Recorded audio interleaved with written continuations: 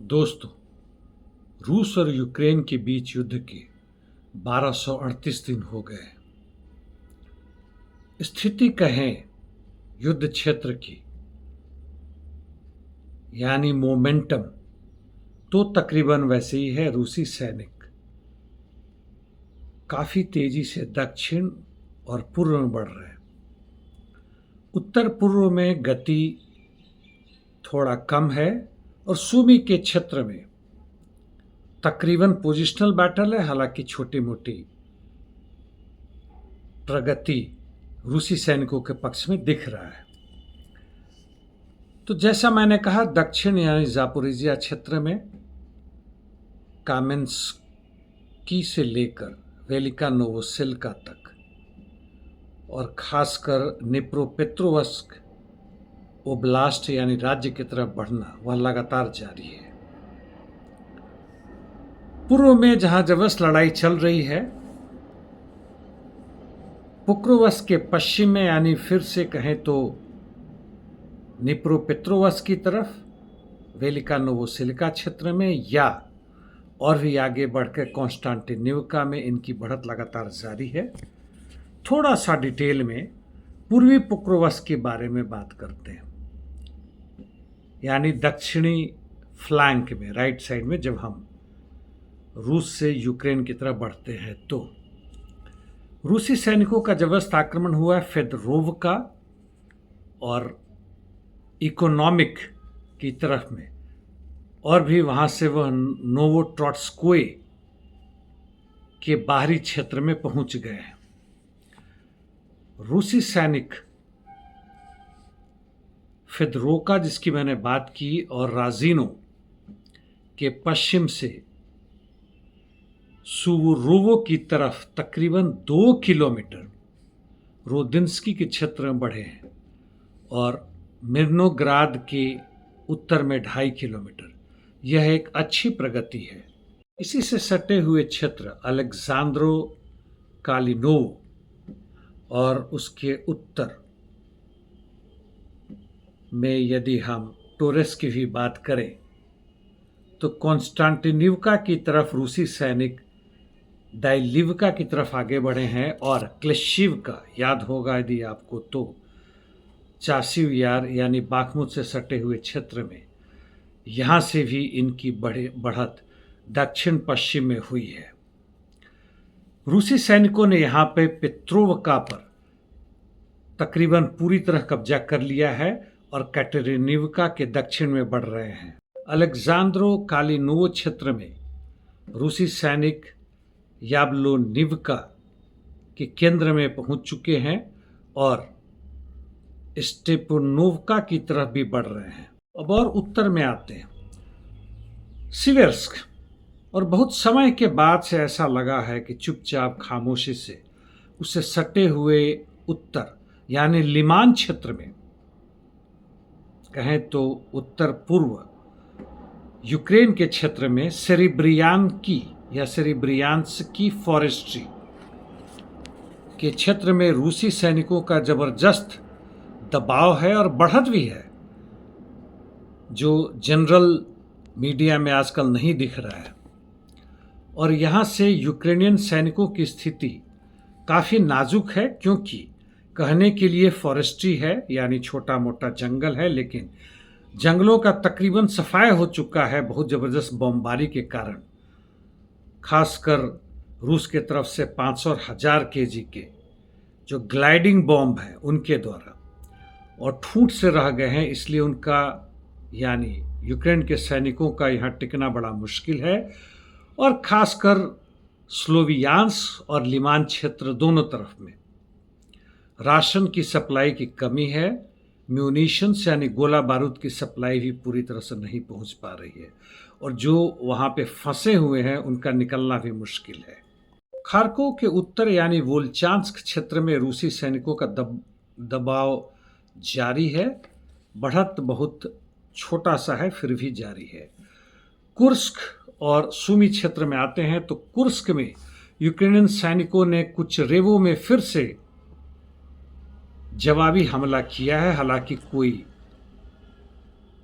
ठोस इनको फ़ायदा नहीं हुआ है, कोई सफलता नहीं मिली है, जबकि सूमी में यूनाकुफ्का की दिशा में रूसी सैनिकों की बढ़त थोड़ी सी ही सही लेकिन जारी है। इंटरडिक्शन मिशंस बहुत ज़बरदस्त है दोनों तरफ से, इसके बारे में पहले बात करता आ रहा हूँ, इसलिए आज डिटेल में बात नहीं करूँगा।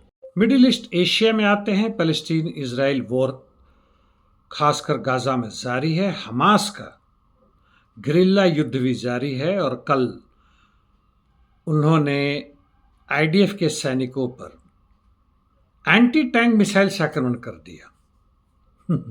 जो भी है, 2 मारे गए और एक उनका, जैसे कि खबर में आया था, अभी निश्चित नहीं है कि हमास ने उन्हें बंदी बना लिया, लेकिन वह जीवित है कि नहीं कहना मुश्किल है, क्योंकि इजराइल का इस युद्ध की शुरुआती यानी 1.5 साल वर्ष पहले के बाद ही हो गया था कि हमें युद्ध बंदी नहीं देना है, यानी खुद ही अपने सैनिकों को दूर दराज से आक्रमण करके ख़त्म कर देना है। खैर, इसके बारे में विशेष में फिर कभी।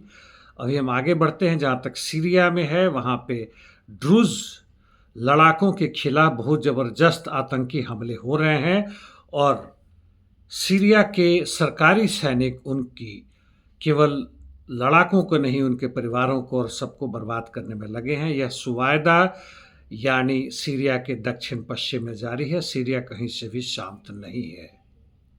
थोड़ी सी खबर सोमाली से। अल शाबाब जो आईएसआईएस का ही एक फैक्शन है, काफ़ी वक्त के बाद 2022 के बाद से फिर से उन्होंने आक्रमण किया सोमालिया के सैनिकों पे और अपने कंट्रोल जोन को काफ़ी बढ़ा लिया है। यह सेंट्रल सोमालिया में है और उन्होंने टार्डो मुकोकोरी जो भी जगह है वहाँ पे इन्होंने एक छोटे से शहर पे कब्जा कर लिया है। यह गड़बड़ केवल सोमालिया में ही नहीं बल्कि उसे सटे हुए देश इथियोपिया में भी होगा, जहां दावा है इस अल शबाब का कि वह सोमाली का ही हिस्सा है, यानी ग्रेटर सोमालिया की कल्पना। जहां भी दक्षिणपंथी आतंकवादी सत्ता में आते हैं, वह तथाकथित रूप से ख्वाब देखने लगते हैं इर्द गिर्द के क्षेत्रों में, और इर्द गिर्द के क्षेत्रों में आबादी जो है सो मिश्रित होती है। इससे सटे हुए क्षेत्र में इथियोपिया के लोग होंगे सोमाली में, और ऐसे ही वाइस वर्सा वहाँ भी है।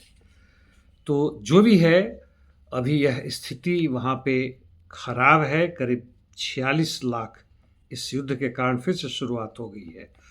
भूखमरी के शिकार हो सकते हैं। और यह क्षेत्र है ओगादेन जो इथियोपिया में सटा हुआ है, और यह शुरुआती हुई है वहाँ पर जो भी साम्राज्यवादी देश थे उन्होंने कब्जा किया था, और उन लोगों ने उस समय बर्लिन कॉन्फ्रेंस हुआ था 1884-1885 में, आप अंदाज़ा लगा सकते हैं। और यूरोपियन पावर जो थे उन्होंने सोमालिया के क्षेत्र में अपना अपना दावा ठोका था और शांतिपूर्वक सोमालीलैंड को लूट सके, इसके लिए इन्होंने उसको कई हिस्से में बांट दिया था, तकरीबन 5। मैं डिटेल में नहीं जाऊंगा, जिसमें ब्रिटिश सोमाली, इटली का, फ्रेंच का, केनिया और इथियोपिया जिसको बनाया था। और तब से यह लड़ाई जारी है, और खासकर आतंकवादी शाबाद और इसके जैसे अन्य संगठनों के सत्ता में आने से। यूक्रेन की जहां तक बात है, खबर यह भी है कि जेलेंस्की 16 जुलाई यानी कल से जो भी सरकार है उसको डिसमिस कर देंगे, सत्ता पावर अपने हाथ में और ज़्यादा ले लेंगे। इस बीच में हा ना करके ट्रंप ने फिर से 10 से 20 बिलियन डॉलर के आर्म्स अम्युनिशंस नेटो को बेच रहे हैं, जो यूक्रेन को ही जाएगा। पहले भी यही होता था, अभी यही हो रहा है। पहले एड के रूप में जाता था बाइडेन के समय में, अब ट्रंप लूट रहे हैं। यानी दबाव जो है वह यूक्रेन पर तो आने से रहा, यूक्रेन के पास कुछ पैसे नहीं है। यूरोपियन यूनियन की जनता, टैक्स पेयर पर और भी समस्याएं बढ़ेंगी, और इसके साथ साथ 17 पैट्रियटिक एयर डिफेंस सिस्टम भी दे रहे हैं। इससे काफ़ी दबाव बढ़ेगा यूक्रेन पर, और क्या स्थिति होगी, यूक्रेन पर नहीं, माफ़ कीजिएगा, रशिया पे क्या स्थिति होगी कहना मुश्किल है। और यह स्थिति जो है दिखाता है कि थर्ड वर्ल्ड वॉर की तरफ और बढ़ रहे हैं। चलते चलते मार्क रूटे जो नेटो के सेक्रेटरी जनरल हैं, काफ़ी ज़बरदस्त चमचा हैं अमेरिका के, उन्होंने ट्रंप के साथ बातचीत में ट्रंप को कहा कि you are a police man around the world, यानी यह पूरी दुनिया के पुलिस मैन है। US is the most powerful country on the earth, विश्व का सबसे मजबूत देश यूएस यानी अमेरिका है, और इसलिए जो है सो आपके ऊपर यह जाता है कि आप अमेरिकी दबदबा रखें। जो बाद में उन्होंने नहीं कहा, मतलब है कि हमारे जैसे चमचों की भी देखभाल होती रहे, छोटे मोटे देशों की, और हम भी अपना हेजेमोनी यानी दादागिरी दुनिया में, यूरोप में नहीं दूसरे जगह भी जैसे मिडिल ईस्ट वगैरह में हम जारी रखें। और आज के लिए इतना ही दोस्तों, कल फिर मिलेंगे। धन्यवाद।